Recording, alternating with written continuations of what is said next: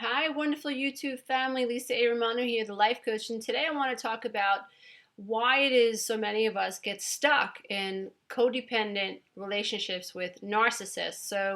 And why it is we have such a hard time, like just letting the relationship go. I've discovered in my own life, as well as in my professional life, that relationships, whether they're codependent or not, are very difficult sometimes to leave. But it's just sometimes just for very normal reasons, like I've invested so much time, or it's my age, and how am I ever going to find anyone else? And so it's sort of like just these common questions that people come up against when they're considering ending a relationship. Now, it doesn't necessarily have to be a codependent relationship, but just ending any relationship is difficult. And so most of us suffer with feeling stuck at one point in our lives. So we're not abnormal because we are having a difficult time ending relationships. It's just not abnormal to have difficulty with that. So I hope that makes you feel better, number one. What makes it kind of sticky and murky when we're in a codependent relationship is that the fact that we are codependent insinuates that we will hold on to this relationship in spite of what the relationship is costing us. So if we are with dysfunctional people who are alcoholics, they're getting arrested, they're getting the car impounded, who are mentally ill perhaps, who are have anger issues, who have been locked up for domestic violence, who almost hit us but don't hit us, who intimidate us with their body language, who confuse us when we're talking to them, who play with our heads, who gaslight us. When we are in relationships like those and we're having a difficult time leaving them, then we are in trouble. Then we're in trouble. So we are clinging to and codependent to and enmeshed with this other person, and in spite of how suffocating we are and how they are like really doing a number on our brains, we don't have the skills to say enough is enough. So why is that so? There are lots of reasons, but I'm only going to talk about a couple here. So one of the things that I find pretty across the board with my clients is that those of us who are codependent, who are dealing with partners who are absolutely illogical. Like, for instance, I'll go back to the one scenario I give all the time. So, babe, when are you going to be home? Oh, I'll be home in a little bit. Okay. An hour, 2 hours. Where is this guy? 3 hours. He walks in the door. Babe, you said you're going to be right back. I didn't give you time, so what's the big deal? Why are you upset? You should be just happy I'm home. Why are you giving me a hard time? Because, I mean, at least I'm home. Like, what's your problem? What, are you keeping tabs on me? What, you don't trust me? I just asked you. You said you were going to be right home, and I'm having a difficult time, wrapping my mind around the idea that you think 3 hours later is right back. And now we're arguing over the fact that you said you were going to be right back, and we're arguing over whose reality matters, yours or mine. Insane. So when we are in relationships like that, with people like that, and we are somewhat intelligent, we have a really difficult time grasping the idea that this person just doesn't understand what we think is so damn clear. Like, what don't you understand? Like, right back is not 3 hours. Like, are we on the same planet?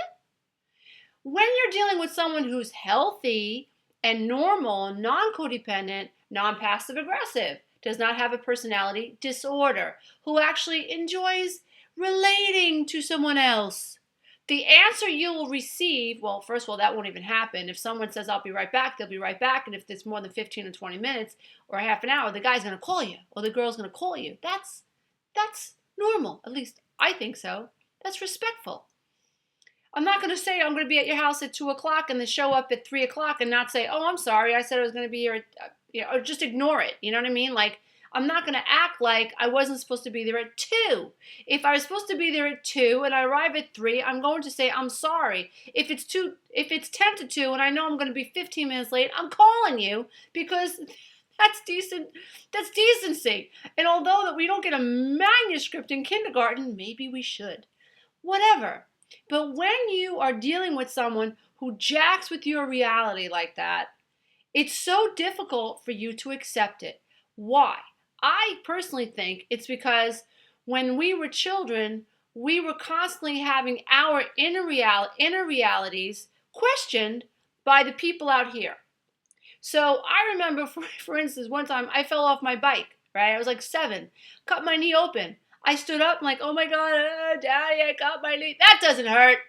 What are you crying for? That doesn't hurt. Knock it off. My father's telling me that my knee doesn't hurt. It's absurd. It's absurd. And that's a very simple example of how parents daily invalidate their children. Now, when you are a newborn, I really believe this. I believe and I know it's facts, it's been proven that by the time a child is a year old, that child has figured out whether or not he or she can trust his inner reality. What does that mean? So that means when I cry and I'm a newborn because I've got a dirty diaper, or because I'm cold, or because I've got gas, whatever, I have this internal experience, right? What cognitive ability do I have to understand that the world outside of what I'm feeling? So it's a very subjective experience, and I'm feeling this discomfort. So what does a newborn do? Newborn cries. And a healthy mother or dad responds to the needs of the newborn. And the newborn is coddled in healthy parents, stable parents, well-adjusted parents, non-ego-based parents, parents who are in love with themselves and understand that this child is not an extension of them. This child is an individual that has come through them, that they are supposed to take care of while here, okay? If that's your lucky experience, okay, and you're that baby that's crying, mommy's going to pick you up and coddle you and say, oh, it's okay, don't worry, baby, I've got you. It's okay, what's the matter? And your needs will be met beautifully. Now what happens? In the baby's experience, all's good. The baby learns that, hey, my needs matter. I'm supposed to be validated by whoever is outside of me. Could be a God. As far as babies are concerned, mom and dad are God. So when the child has an internal experience and it is validated and received well on the outside, there is a congruency that occurs between the inner and the outer reality. Things line up. Things match. The inner world matches the outer world. Now, let's say you're born to a 16-year-old mom, or let's say you're born to a 30-year-old mom who isn't well adjusted. Let's say you're born to an alcoholic. Let's say you're born to a mom that's giving birth to you because you represent a welfare check. Let's say you're born to a mom who doesn't even know who the father of her babies are. Let's say born to. Let's say you're born to a mother who has depression. Let's say you're born to a mother who is codependent and is married to an alcoholic. Let's just say you don't have it like kid A had it, okay? So now you're kid B. Life sucks for you. It's terrible. It's awful. You're crying. No one's paying attention. You've got gas. No one cares. You're hungry. Everybody's ignoring you. What are you being taught? What is the download that's going into your brain? Because remember, your brain's a computer. What are you learning about your inner reality? You're learning that your inner reality doesn't matter. You're learning to distrust that you're in an inner reality, and as you respond to this need, how do you respond? You cry, you verbalize, you vocalize. You vocalize this discomfort inside of you. So seeking to be validated by these gods that are outside of you. When you vocalize and your needs are not met, you were taught that you are nothing. You were taught that you cannot trust your inner experience. You were taught that it might not be so safe to verbalize how you feel. It might not be so easy for you. In fact, some children learn that when they do ask to have a need met, they're hit with abuse. They're hit with being criticized. They're physically abused. And so sometimes the message is, don't say anything. Shh, don't trust the inner world. And what we also learn when that's our experience is that we can't trust the outer world. And so we don't. So now what happens is we have a great conflict. I have this inner experience, right? and it's not getting validated by mother or father or the beings that are out here outside of me. And so what will happen then from that point on, a being will struggle with, is my reality valid? Do I have a right to this reality? Fast forward, what's the conflict that shows up in our adult lives? The conflict is we've never been validated by mother and father, and we have to hit that milestone. And so when we're born to self-absorbed people who just don't get it, for whatever reason, it's irrelevant. Don't try to forgive narcissists yet until you learn to have empathy for this little child that was abused. Once you have empathy for yourself and you figure this stuff out and you are validating yourself, then you can have empathy for mom and dad and Aunt Mary and Bobby Sue and whoever the hell, was mean to you. But at this stage, the most important thing that you can do is figure out what went wrong from an observer place, detached from the emotions in the beginning, so that you can put 2 + 2 together, and then you understand why you are the way you are, your anxiety, whatever diagnosis these, I guess, well-intended psychiatrists, whatever, have labeled you with. Figure out why these symptoms showed up, piece it together, and then have empathy for the being that you are that had to go through this life experience feeling invalidated. Because until you learn to validate yourself, you're quantumly tuned up for people who are going to abuse you. Now, so your journey is to figure out what went wrong when, and then offer empathy to yourself.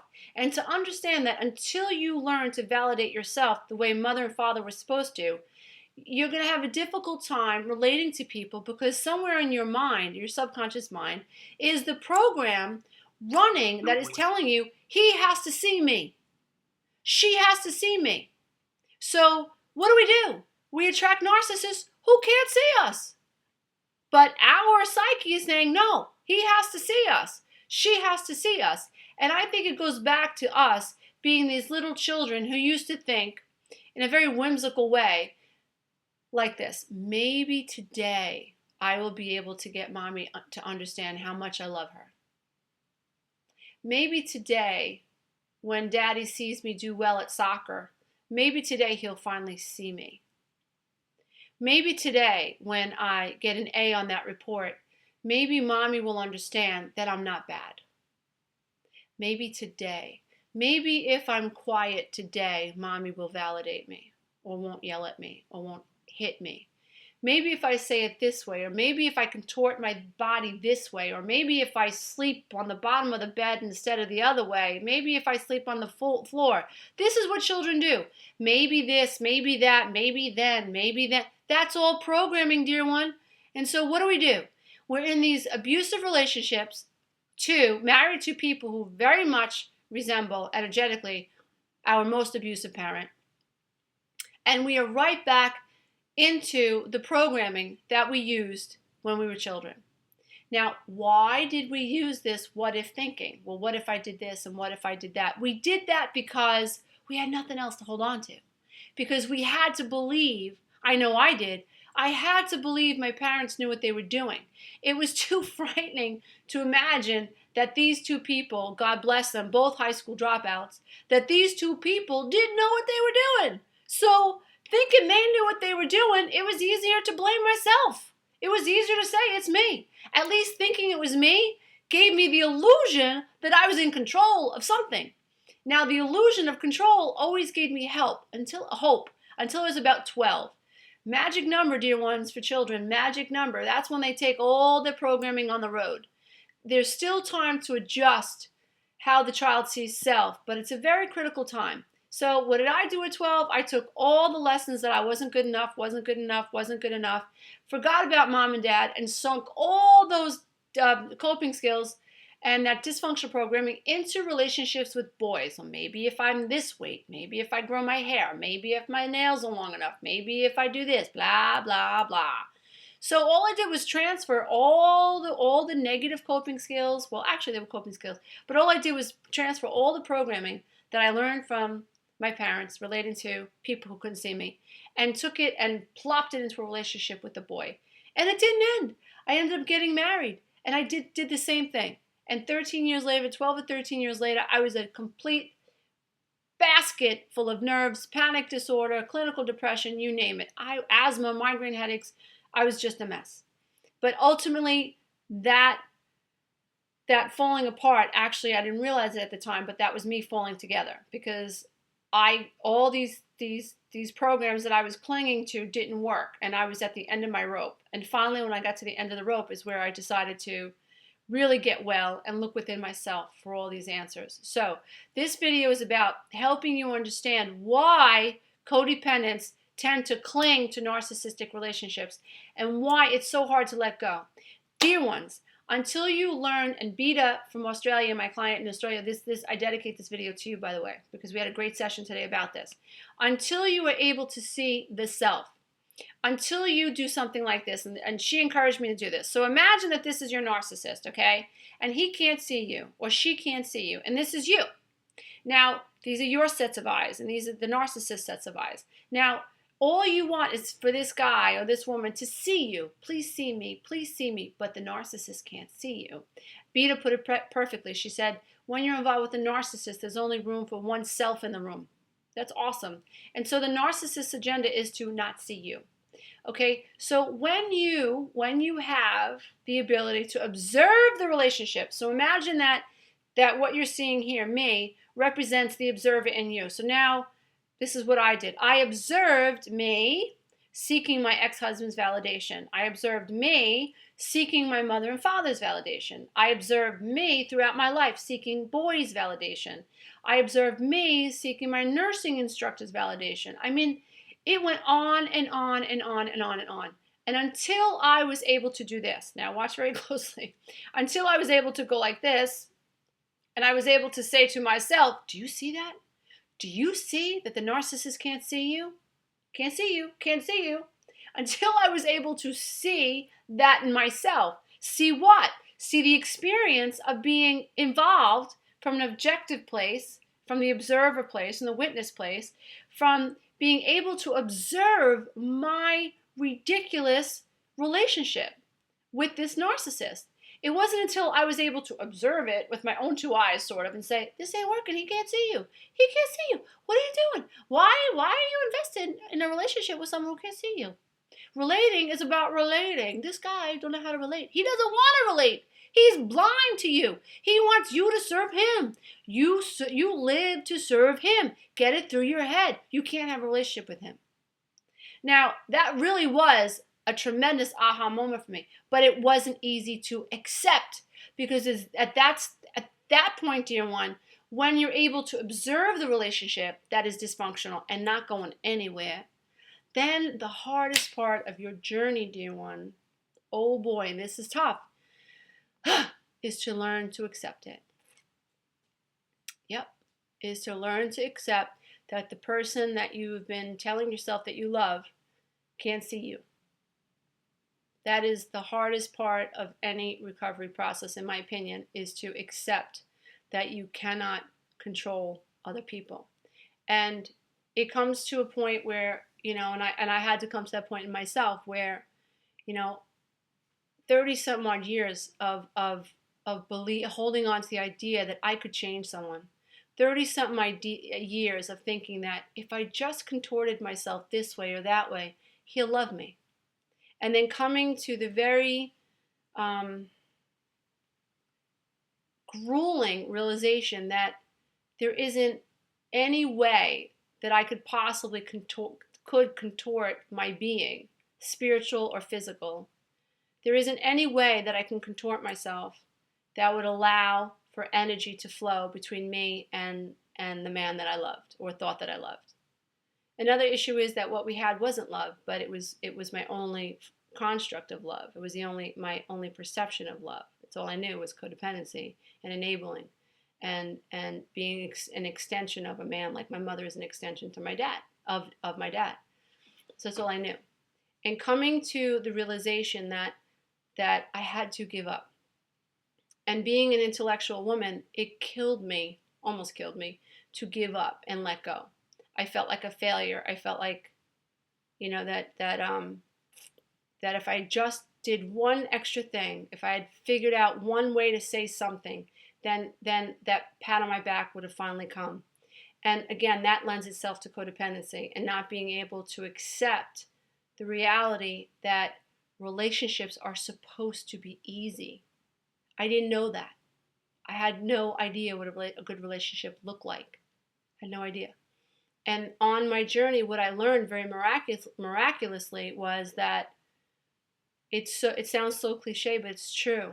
The kinder I was to myself, the more gentle I was to myself, the more unconditionally loving I was to myself, the more accepting I was to myself, the more I nurtured myself and said out loud to myself, like, it's okay, Lisa, just one day at a time. It's okay, just one day. You're doing the best that you can. It's okay, Lisa, just do the best you can. It's okay. Okay, you drop that, you drop that milk, whatever. It's okay, it's just milk. It's okay, it's okay.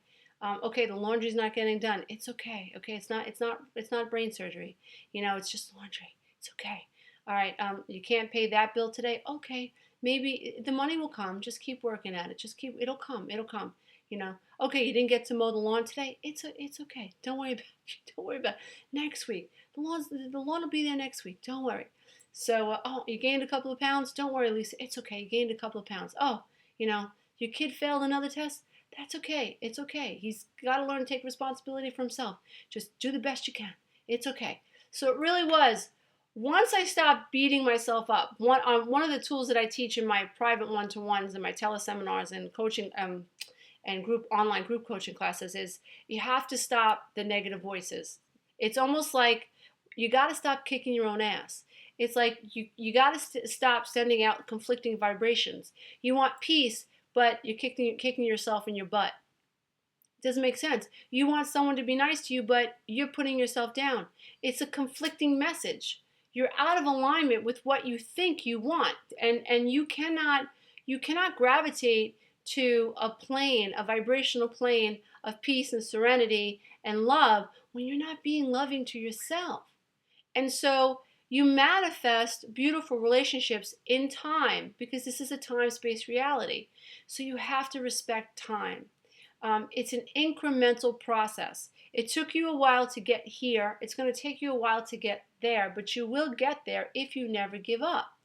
So, dear ones, I'm hoping that this video has been able to shed some light on why it is we have such a difficult time letting go of relationships that don't serve us. And I'm hoping that you take the time to really analyze yourself and to figure out yourself like you would a long division problem. Like, why am I this way? Very, analytically, figure out why. Don't react to why you are that. Don't worry about that. Just figure out why you are the way you are and learn to do it from a non-critical place. And I'm telling you, the rest will follow. The rest will follow. Figure it out first, dear ones. Figure it out first. Just letting you guys know, I have 2 books that should be out soon. I'm working on Loving the Self-Affirmations Volume 2, which is all about childhood brainwashing. Really, really excited. And the next book that I'm hoping will get picked up by a publishing house is called It's Not You, It's Your Programming. If you haven't read The Road Back to Me on My Road Beyond the Codependent Divorce or Quantum Tools to Help You Heal Your Life Now or Loving the Self-Affirmations Volume 1, I suggest that you do and read them in that order.